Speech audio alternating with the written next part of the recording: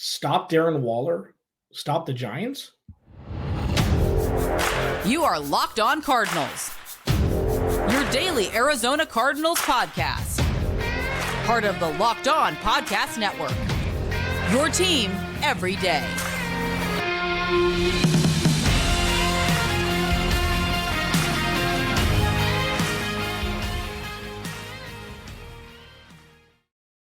Cardinals, your team every day. Alex Clancy here. Follow me on Twitter at Clancy's Corner. Follow the podcast at Locked On AZ Cards. Thank you for making Locked On Cardinals your first listen each and every day, free wherever you get your podcast and on YouTube.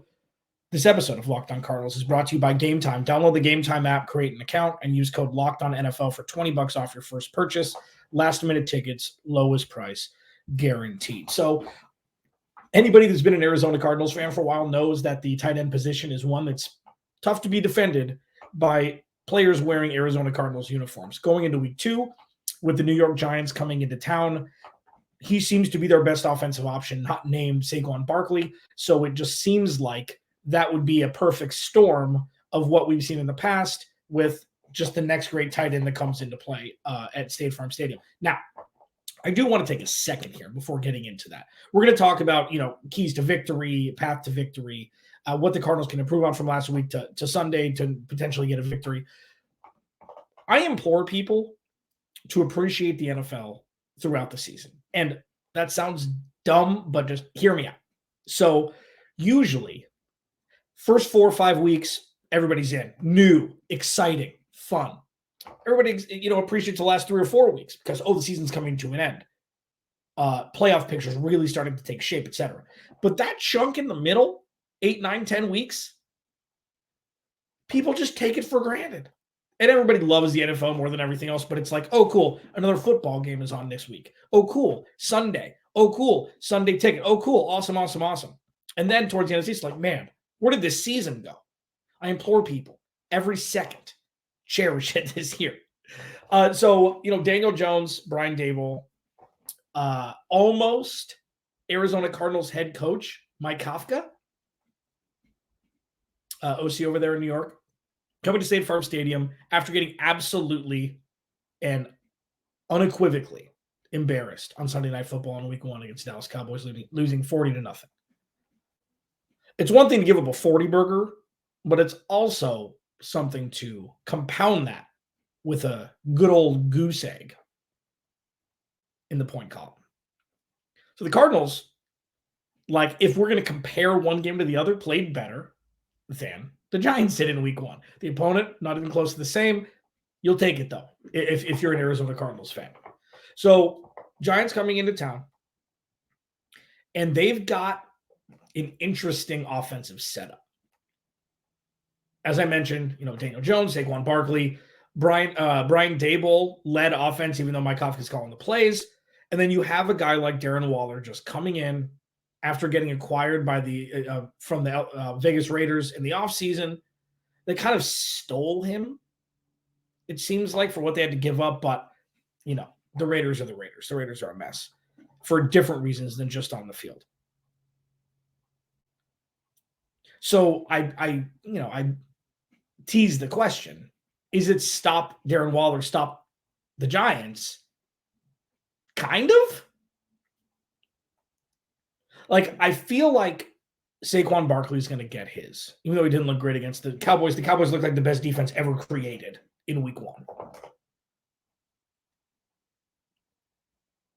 Who's more important to stop, Saquon Barkley or Darren Waller? And the way I think about it is everybody's going to have eyes on Saquon Barkley every play. Darren Waller is their number 1 receiving option and number 2 receiving option. He's big. He's strong. He's got good hands. He is limited right now, I think, with a hamstring. But by all accounts, he got limited practices in throughout the week. He's not questionable for Sunday yet, so I would assume he's going to be full go. I just have this nightmare fuel in the back of my head thinking 10 catches, 120 yards, 2 touchdowns. That's just what I'm thinking. If the Cardinals don't scheme properly to defend him. Because if Darren Waller starts going nuts, they've got a lot of other fast receivers. Isaiah Hodgins, Sterling Shepard, Wan'Dale Robinson. Like, they've got guys. And Darren Waller seems to be the heartbeat of that room. I know he's a tight end, but seems like he's the guy that steers the way. And if they start getting humming with Daniel Jones, it's going to be trouble in River City for the Cardinals. They're heavy underdogs again at home. So, I just think that I was marking this game just because of Darren Waller. When Darren Waller got traded, I'm like, wait, when do they play the Giants again? Oh, week 2. That should be interesting.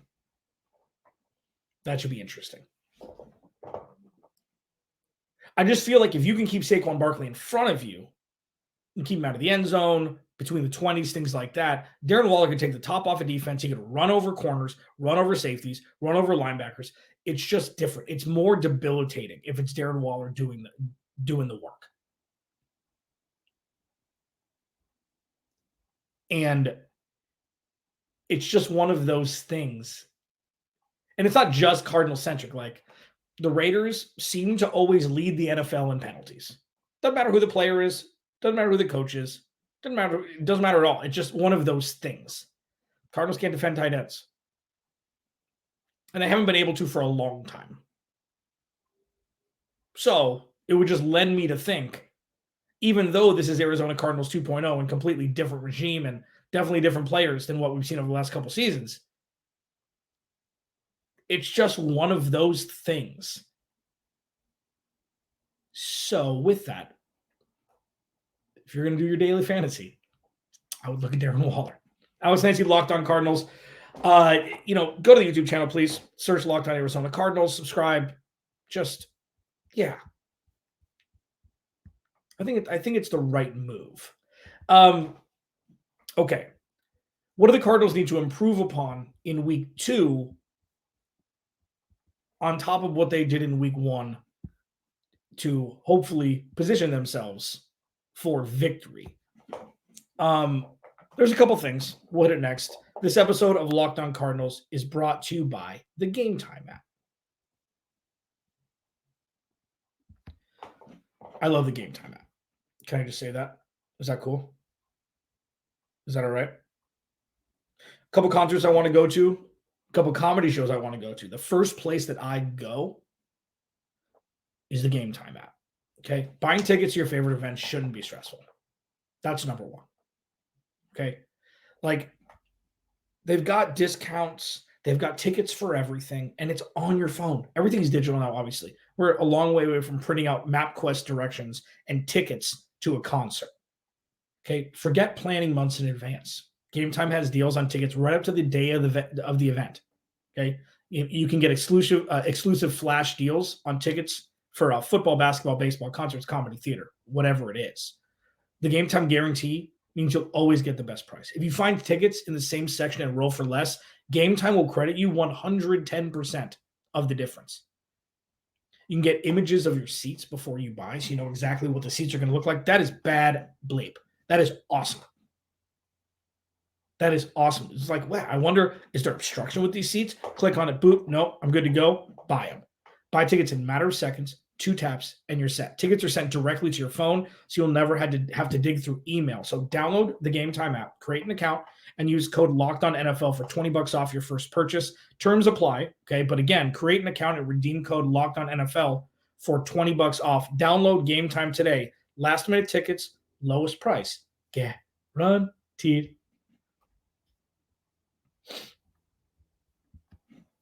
I'm back. Alex Clancy. That's me.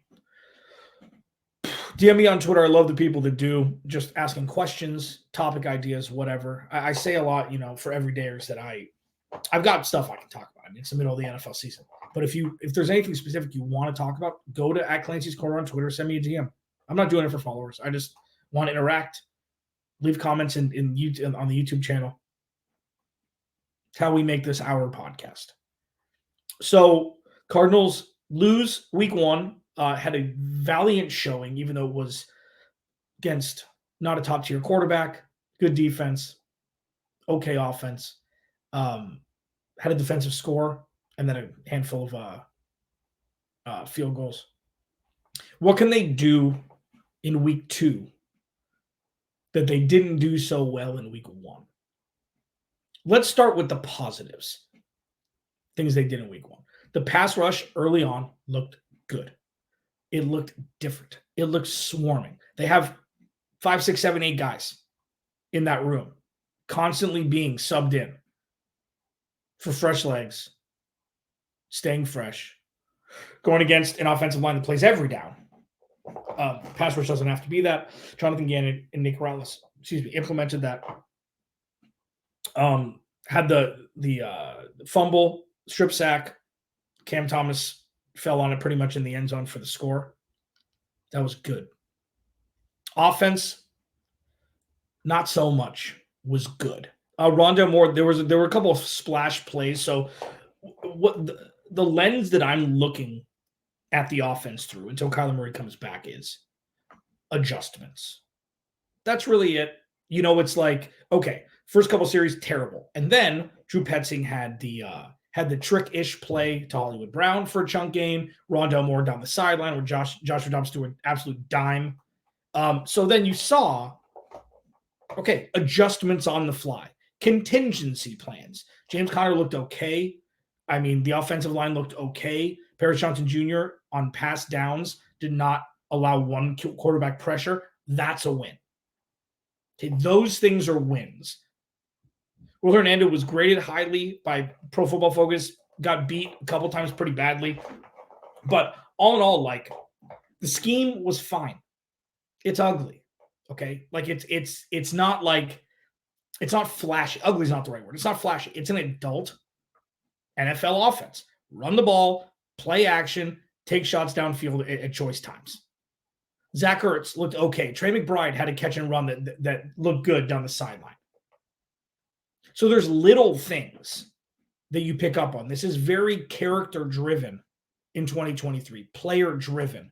How well did that player improve throughout the year to solidify a potential spot for the future? Not necessarily how many points they scored. Now, obviously, getting in the end zone is important, all of those things. I understand all those things. But we're kind of looking at this in like a preseason football lens, but it's in the regular season. Scores don't really matter. One-score games are important, obviously, to kind of test the mettle of this roster and the coach and play calling, whether it be offensive or defensive. But win-loss, although always the most important, isn't the metric for success for the Cardinals in 2023 solely.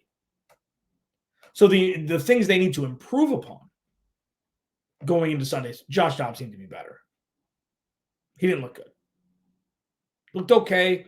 Less than a month in the offense. Okay, first time playing with the majority of these players, aside from James Conner, because they both spent time in Pittsburgh. I don't even know if they were on the field together in an NFL game, but they know each other. They're familiar with each other. Josh Dobbs needs to be better. He needs to get rid of the ball faster. When the pass rush is approaching, needs to be a little bit more flexible. I'd like to see him outside the pocket a little bit more. Show that mobility. He's got a pretty good arm. I mean, he threw a couple absolute laser perfect passes in week 1. And then, not to be overshadowed, but overshadowed by very simple NFL quarterback throws that he did not complete. So, this is Jonathan Gannon's choice. You trust the front office and you trust Jonathan Gannon for choosing the best quarterback.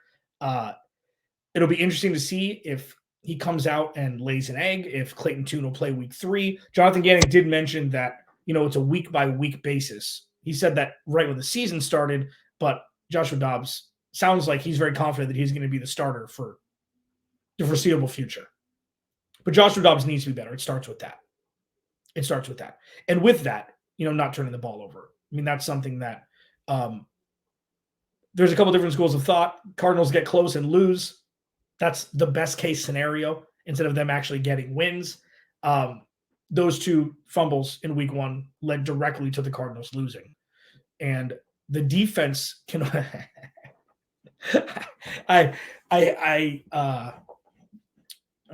So the Cardinals defense has been the strength of the team since 2018 through the Cliff Kingsbury years. And I go back and forth with a lot of fans and people listen to the podcast and on Twitter and stuff that they're like, oh, Cliff Kingsbury and Kyler Murray, how can it be a strength? The more stable side of the football has been the defensive side of the ball. And we saw that in week 1 also. Even though they're severely undermanned, have some injuries, vacated spots on the defensive line like Zach Allen and Rashard Lawrence, who was cut, and Byron Murphy in the cornerback room, and Marco Wilson stepping in to play CB1. Like, the defense is still the strength. So how the defense can improve is kind of just do it again. But now there's a real playoff team that they're playing against. There's a real playoff team that they're playing against. Daniel Jones won a playoff game. Very sneaky, fast, sneaky, elusive, can get you chunks on the ground. Saquon Barkley's a Pro Bowler. Darren Waller is a fringe Pro Bowler. They've got guys. Now, sure, you have Jahan Dotson, Terry McLaurin from last week, but it was Sam Howell. Like, say what you want about Daniel Jones. Daniel Jones is a top 15 quarterback in the league. Sam Howell is not. So the Cardinals doing it again on defense would be an upgrade. If they can get after Daniel Jones with Andrew Thomas hobbled, I think he's questionable to play at the time that I'm recording this podcast. Evan Neal playing okay on the other side. The interior is kind of a mess of the offensive line. If the Cardinals can do it again, that would be a huge step forward and kind of a surprise step forward like week 1 was. And, we'd like to see Budda Baker with a little bit more impact. It's hard to gauge impact from his position when there's so many holes on the other side, throughout the 11 that are on the field at any given time.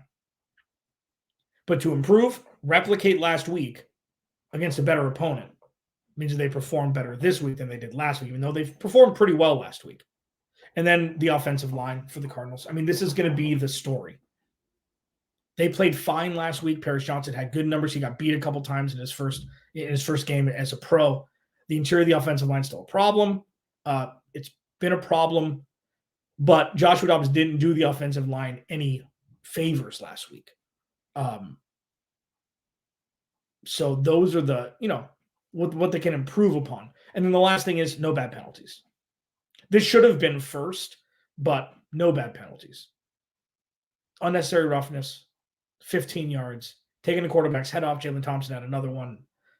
Paris Johnson Jr. pulled somebody off a pile, which I don't understand why that's a 15-yard penalty. I don't know if he knew the rule. I don't know if he didn't care or, whatever was the heat of the moment. But the penalties, 122 yards, I believe it was, that's got to stop. 45 of those were on that 1 or 2 drives. Like, that's got to stop. And I think, that's one big question mark going into this season with Jonathan Gannon, et cetera. It's like, was that a coach not having control, or was that players just seeing red because their coach talked them up so much, like, go hit people hard, that it was like, okay, well, they're bang bang plays kind of thing, and they got flagged for all of them. I think it's the latter, but we're going to see more on Sunday. Pass rush, do it again. Offensive line against a better front than Washington. It seemed though Montez Sweat and Deron Payne played very well. I think they're a more complete defense in New York. Josh Dobbs needs to play better. Penalty yards need to be slashed by like 70%. Alex Clancy, Locked On Cardinals. What's the path to victory? What is all of those things, all the things they need to improve on? What does that need to look like in a tight-knit situation? I will discuss that as we move on here. Locked On Cardinals, your team every day. This episode of Locked On Cardinals is brought to you by BetterHelp. All right. So here's the thing. Therapy is important, okay? I've been to therapy, multiple times throughout my life, different experiences, different things. I mean, life's hard sometimes, okay? And if you're thinking of starting therapy, give BetterHelp a try, okay? It's entirely online, designed to be convenient, flexible, and suited to your schedule. Just fill out a brief questionnaire to get matched with a licensed therapist and switch therapists anytime for no additional charge. It's like, say you're having, racing thoughts, okay, and you can't sleep. Say, you're distracted at work and there's just things going on in your head and you can't really put it all together, the people at BetterHelp can help with that. Okay? Entirely online, convenient, flexible, suitable for your schedule. Okay? Get a break from your thoughts with BetterHelp. Visit BetterHelp.com/lockedon today to get 10% off your first month. That's BetterHelp, HELP.com/lockedon. This episode is also brought to you by Prize Picks. I love Prize Picks too. I do. I love Prize Picks also because it's easy. It's simple. It's the most fun I've had winning up to 25 times my money this football season. You just select 2 or more players, pick more or less than their projected stats, and place your entry. Testing my skills on Prize Picks this season is the most exciting way to play daily fantasy sports. If you have the skills, you can turn $10 into $250 with a few taps. Quick withdrawals, easy gameplay, and an enormous selection of players and stat types are what make Prize Picks the #1 daily fantasy sports app. Go to prizepicks.com/lockedonnfl and use code LOCKEDONNFL for a first deposit match up to $100. Again, go to prizepicks.com/lockedonnfl and use code LOCKEDONNFL for a first deposit match up to $100. Alex Clancy, Locked On Cardinals. Thanks for hanging out. Thanks for making Locked On Cardinals your first listen each and every day, free wherever you get your podcast and on YouTube. Everydayers, thanks for hanging out. If you've been here since 2017, thank you. If this is your first listen ever, thank you. Come back on Monday here. Path to victory for the Cardinals. Stop Darren Waller. Keep Saquon Barkley in front of you. Protect Joshua Dobbs. And have Joshua Dobbs level up a little bit from his gameplay last week. Pretty simple. And with stopping Darren Waller, that means getting pressure on Daniel Jones. Like these things, it's like, well, obviously, any of these things are for any team if they want to win in the NFL. Sure. And the Cardinals need to play to their strengths, of which they've got a couple. It seems like the pass rush is a strength through 1 week. I can only gauge this on what we've seen so far. And that defense had blood flowing through their veins and drive flowing through their veins that we hadn't seen in the Cliff Kingsbury era. We hadn't. I know it's a small sample size. If they do it again, great. We can double down on this. If not, can revisit. The defense looks supercharged, regardless of who was on the field. Zaven Collins had 2 turnovers. I know that I got some pushback and on this on various social media outlets. Like, Zaven Collins didn't look great. He was just there twice in a good spot. I don't necessarily see that. The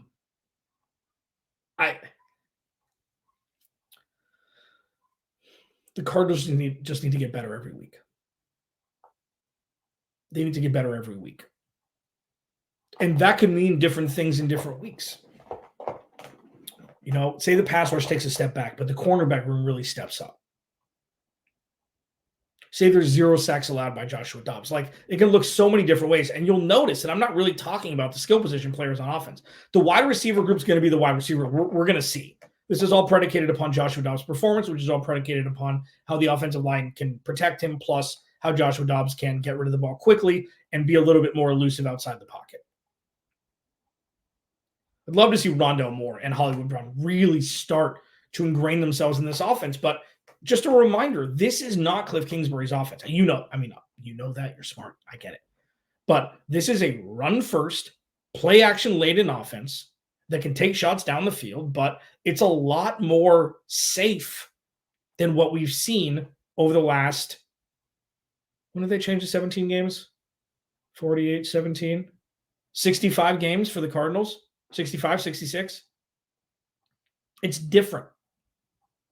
A lot more sustained drives. A lot more, I called it boring football before. Boring is good with flashes of great. Boring is good with flashes of fun. So the paths to victory. Do what they did last week. Joshua Dobbs needs to step up a little bit, and the offensive line needs to help him do so. Will the Cardinals win? I don't think so. I need to see Joshua Dobbs actually prove that he's an NFL caliber quarterback before we can decide that the Cardinals are projected to win a game. I'll say 27-13, I think is what I said, 27-10, 27-13 Giants. It's going to be that. I mean, I'd like to see the Cardinals score their first offensive touchdown of the year. That'd be a bonus. We'll see. This is a growing process, and this is a very, very good test for the Cardinals before they go through a gauntlet the next 5 weeks. Alex Clancy, Locked On Cardinals. I'll talk to you on Monday.